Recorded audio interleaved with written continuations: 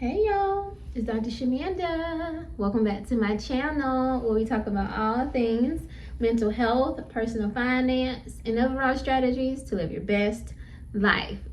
Alright y'all, welcome back to my channel. It is Friday still. This is my second video today, but Anyway, it is Friday and in the pay period, and I'm super excited. If you guys have been following my journey, I am a millennial single mom of 2 teenagers and former high school dropout turned doctor, PhD. And in my profession, I work as a licensed therapist, mental health and addictions. And I am on a journey towards financial freedom, time freedom, and building generational wealth. So today I was thinking about, it's the end of the pay period, and I was just thinking about money and how, so many mistakes have kept us, I'm gonna say choices, but they can be mistakes too, have kept us stuck and broke, right? And I'm saying us, meaning myself as well. And so I wanted to talk about those. I wanted to do a deep dive into what those 5 things might be so that we can take a moment to reflect on how we can figure those things out and fix those things, okay? So the first one is, of course, living above your means. Now, a lot of people want to say that, well, I live paycheck to paycheck. I barely make enough to survive. I'm just surviving. I'm not living anywhere extravagant. I live in just a regular average home. I don't have this fancy lifestyle. And they're like, what does that mean then? How can I possibly be living above my means? Well, the lifestyle creep is just that. It's very creepy. It's gonna sneak up on you. So you're doing things that you really don't even notice. You haven't even realized that you've elevated your life in some way. It could be the simple thing like purchasing the new iPhone. Me personally, I have the iPhone 11 Pro. I think we on iPhone 16 at this point. You see, my phone is old, but I don't care. My phone works totally fine. I'm literally filming on my phone right now. So literally, but if you feel like every year you have to get the new iPhone or new Android, team iPhone over here. Let me comment below if you iPhone or Android. Anyway, if you feel like you just have to, like it's just part of your lifestyle, you have to get the new phone, but your current phone is working just fine, that is a living above your means, especially if you don't have anything saved or anything invested. Now, this is nothing to shame you, but it's just giving you an example of how technically those things are living above your means. It could also be things like upgrading your car every 3 years or so, right? Like if your car isn't paid off, but all of a sudden you just think, I don't really want this car. Like, I'm good. Like, I don't want this. Like, I've gotten a promotion. I just finished my degree. Like me, I just finished my degree. I'm a doctor now. Oh, I should be driving something, elevated, more luxurious than this. That's living above your means, especially if you have not hit a certain milestone financially. I know that Dave Ramsey said you should not even buy a new car until you've hit $1 million net worth. So you may or may not agree with that, but that's a good principle to live by, a good kind of standard. So, that's an example. Also, like your house, right? You may say, again, I've gotten this promotion, I have started this business, and I'm finally making some income. So I'm gonna go and we're gonna move into a new house. We're gonna buy another house, right? Well, if your house is totally fine, it's close to being paid off or paid off, it's not like you maybe have added 5 new kids. I can see, a couple kids, but you don't have 5 kids and they don't have anywhere to sleep. There's really no reason to upgrade that lifestyle or live above your means, especially again, if that money could be going somewhere else. So that's just one way that we can make a mistake of managing our funds. The second one is not having a plan for every dollar. Y'all know, I'm gonna keep talking about this. I'm gonna keep talking about it, but that is live by a budget. Literally, your budget is just telling your money what to do. It's making your money work for you. It's giving every dollar a job. Literally, like there is no better feeling, I'm telling you, than knowing that I work, I'm seeing my patients, I'm helping people, I'm doing this, and knowing that I'm going to be compensated for that, right? And then I get to use that money that I've earned from helping people to obviously pay for my basic needs and expenses for me and my children, right? My teenagers. but then also knowing that I'm putting that some of that money, I'm paying myself back, right? I'm putting into like investments or savings. So like that time that I spent helping other people and essentially away from my kids, I'm like paying myself back for that, right? I'm actually also paying my future self. Like I'm taking care of future Dr. Shamanda. Like I'm making sure she's okay. I'm taking care of the 40-year-old version of myself, the 50-year-old version of myself, the 60, the 80-year-old version of myself. Remember, you guys, I think I mentioned this a few times in my videos. My grandparents were in late 80s when they passed away, both of them. And they were still talking about money stuff. I still remember them talking about money at that age. I don't want to deal with that. I don't want to have those thoughts. I want to be free and just chilling. You know what I'm saying? In my 80s. So at the end of the day, I think about that when I get paid. I'm like, how can I best steward and utilize this money so that I'm taking care of my current self and my kids and also my future self? So having a budget is going to give every dollar a name, and it's going to let you know exactly what you have and what you don't have, and maybe that lets you know if you need to earn more money or whatever, right? So number 3 mistake could be that you're ignoring debt, right? And then sometimes that looks like only making the minimum payments. All right, now let me just tell you and give you an example.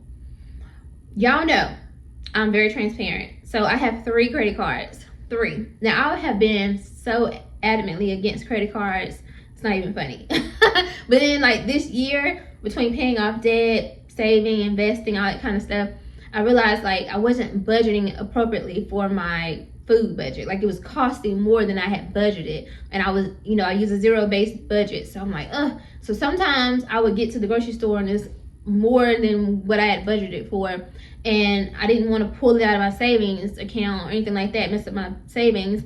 So I was like, okay, well, let me use my credit card or earn points, and I'll just pay myself back when I get paid again, the next paycheck, whatever.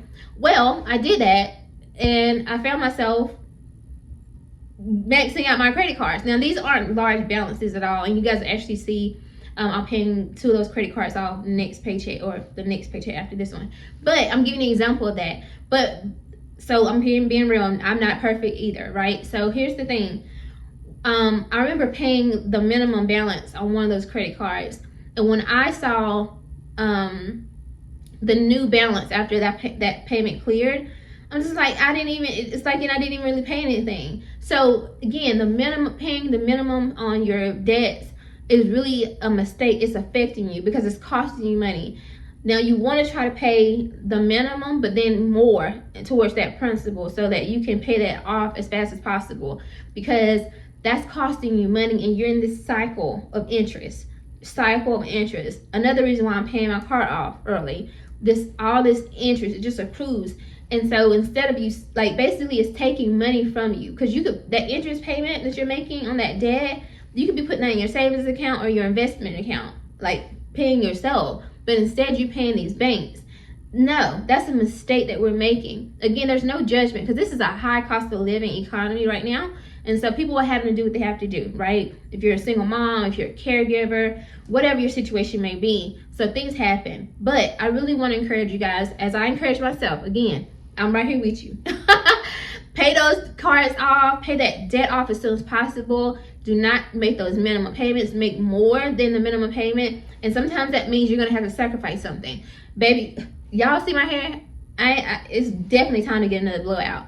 But guess what? That's like $150 between my nails and my hair, and I'm good. You know what? I'm going to put that on my credit card and pay that off.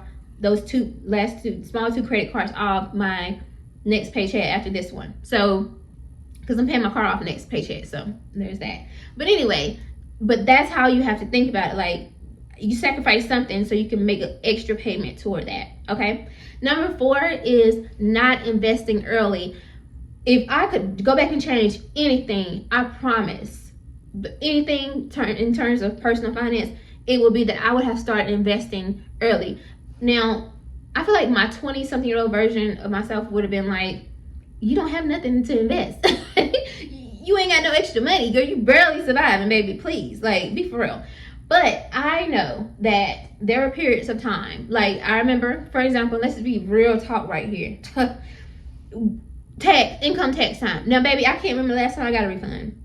because I don't know how. I don't know, because I guess they say I make too much money or whatever. I got 2 kids, I'm able to write off, but like somehow I still wasn't getting no refund. I promise you, within the last 3-4 years, I have not gotten a refund check. So, in fact, I've actually owed. So I'm just trying to figure something out. But in my early 20s with my 2 small kids, I was getting them every year. If I could go back and do something different, I would have invested that money. Maybe I didn't make enough in my paychecks, right? Like my monthly checks or monthly or bi-weekly paychecks from work and stuff like that. But those big lump sums that I was getting from my tax refunds as a single mom, and y'all know, if you're a single mom, you know them. You know what they look like. Baby, I wish. Oh my gosh. But if I could go back and do something different, y'all, I would be so much further ahead in life right now if I had invested that money, or if I had even saved that money. Are you kidding me right now? So yes, if you have any lump sum of money, or even just $25 from each paycheck, y'all, invest that money. Invest it now. I know some of us are in our mid to late 30s, 40s, 50s, 60s, and sometimes you just feel like it's too late.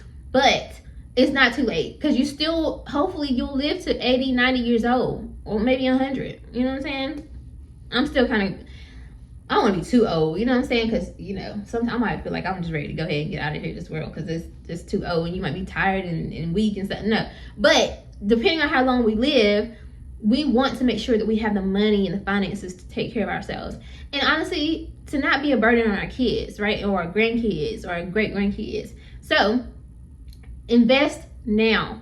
Invest now. And if you're 15, 20, 25 years old, this is for you. Invest now. No questions asked. I don't care how much it is. Invest something, because that time is going to work for you. The earlier you start investing, the better off you're going to be. I promise you that.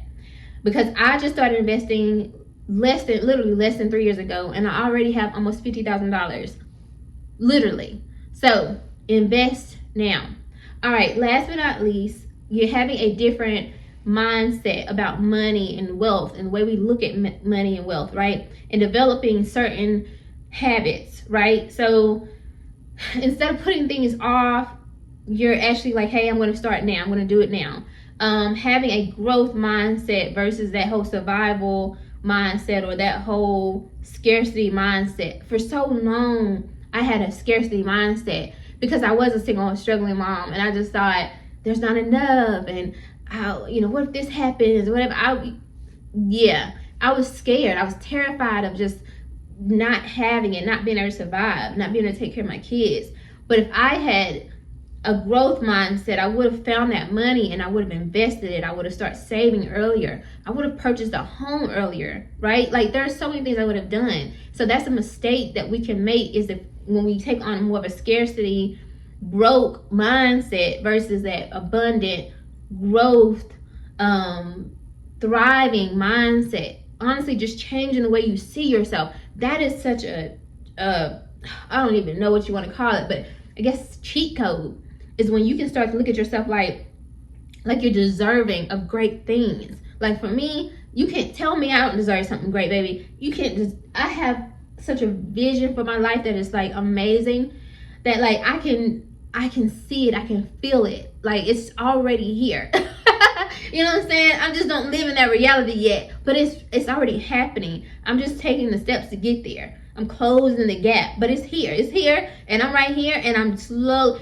And every step that I take, every paycheck, every video, right? Every investment that I make on myself, my education, my credentials, everything that I do to improve who I am as a person, as a woman, as a mom, right? I'm getting closer and closer to that vision for my life. And that's not just material things. It's not just assets and houses and cars. And it's a way of living. It's the way I feel about myself. It's all of those things. So at the end of the day, those are 5 money mistakes that we make or have made or are currently making that will keep us broke. And if we can undo those things or try to do something different, it will make a tremendous difference and impact in our lives.